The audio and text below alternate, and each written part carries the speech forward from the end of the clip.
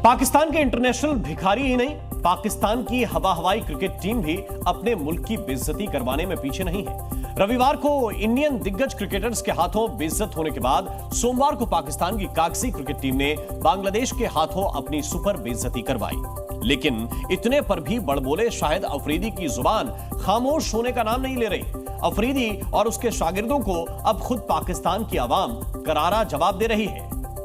पाकिस्तानियों को तो अपनों ने मारा, गैरों में कहां दम था। इनकी कश्ती वहीं डूबी जहां पानी कम था।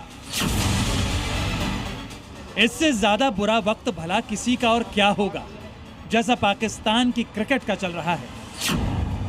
रविवार को पाकिस्तान के रिटायर क्रिकेटर्स को भारत ने औकात दिखाई और सोमवार को पाकिस्तान की माशाअल्लाह क्रिकेट टीम को बांग्लादेश ने धो डाला, और ऐसा धोया कि पूरा पाकिस्तान फूट फूट कर रोए।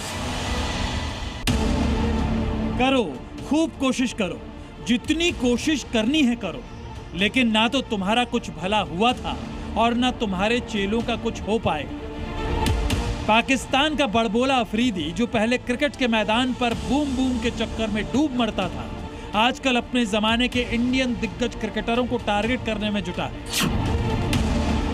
20 जुलाई को बर्मिंघम में होने वाला मैच रद्द होने पर शाहिद अफरीदी बौखला गया है।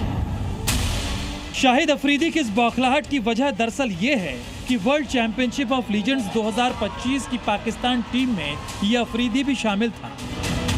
वही अफरीदी जिसने पाकिस्तान की सड़कों पर ऑपरेशन सिंदूर के बाद खूब हल्ला मचाया था। लेकिन जब पूर्व इंडियन क्रिकेटर्स की ना के बाद अफरीदी को भी समझ आया कि उसकी औकात क्या है, और अब बांग्लादेश से हारकर पाकिस्तान टीम ने अफरीदी की कोढ़ में खाज पैदा कर दी है। अब आलम यह है कि शाहिद अफरीदी के मुल्क वाले अपने ही क्रिकेटर्स की बदौलत अंडे बने जा रहे हैं। लेकिन ये पाकिस्तान है, ये पाकिस्तान के क्रिकेटर्स हैं, और ऐसी बातें इनकी मोटी हो चुकी खाल और मोटी अक्ल का कुछ नहीं बिगाड़ सकती।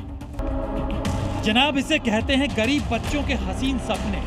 खैर, सपना देखना बुरी बात नहीं है, देखें, खूब देखें, कम से कम ख्वाब में तो खुश रहें। लेकिन पाकिस्तान लौटने की गलती ना करें, क्योंकि बांग्लादेश से हारकर जो मिट्टी पलीद हुई है, उसका हिसाब चुकाने के लिए पाकिस्तान के क्रिकेट फैंस एयरपोर्ट पर असलहा बारूद लेकर अपनी ही क्रिकेट टीम का इंतजार कर रहे हैं। ब्यूरो रिपोर्ट, जी मीडिया। दिल्ली से बिहार तक वोटर लिस्ट रिवीजन के मुद्दे पर घमासान, संसद परिसर में विपक्ष का प्रदर्शन, पटना में आरजेडी की नारेबाजी। वोटर लिस्ट रिवीजन पर सियासत तेज, तेजस्वी बोले, बिहार से लोकतंत्र खत्म किया जा रहा है, हमारा विरोध जारी रहेगा, वोटर लिस्ट से नाम हटाना गलत। कांवड़ रूट पर नेम प्लेट पर सुप्रीम कोर्ट का फैसला, यूपी सरकार का आदेश जारी रहेगा, क्यूआर कोड में दखल देने से इनकार। उपराष्ट्रपति जगदीप धनखड़ का इस्तीफा मंजूर, राष्ट्रपति मुर्मू ने किया मंजूर। प्रधानमंत्री मोदी बोले, धनखड़ जी के उत्तम स्वास्थ्य की कामना, कई भूमिकाओं में उन्होंने देश की सेवा की। उपराष्ट्रपति की बुलाई बैठक में नहीं जाने पर जेपी नड्डा ने दी सफाई, कहा व्यस्तता की वजह से मीटिंग में नहीं जा पाया था। उपराष्ट्रपति दफ्तर को दी गई थी जानकारी। विपक्ष के आरोपों का जवाब उन्होंने दिया। सूत्रों के हवाले से बड़ी खबर। छांगुर के धर्मांतरण रैकेट पर खुलासा, सहयोगी नवीन ने खोली थी शेल कंपनी में विदेशी नागरिक भी शामिल थे। शेल कंपनी से ईडी को मनी लॉन्ड्रिंग की आशंका है।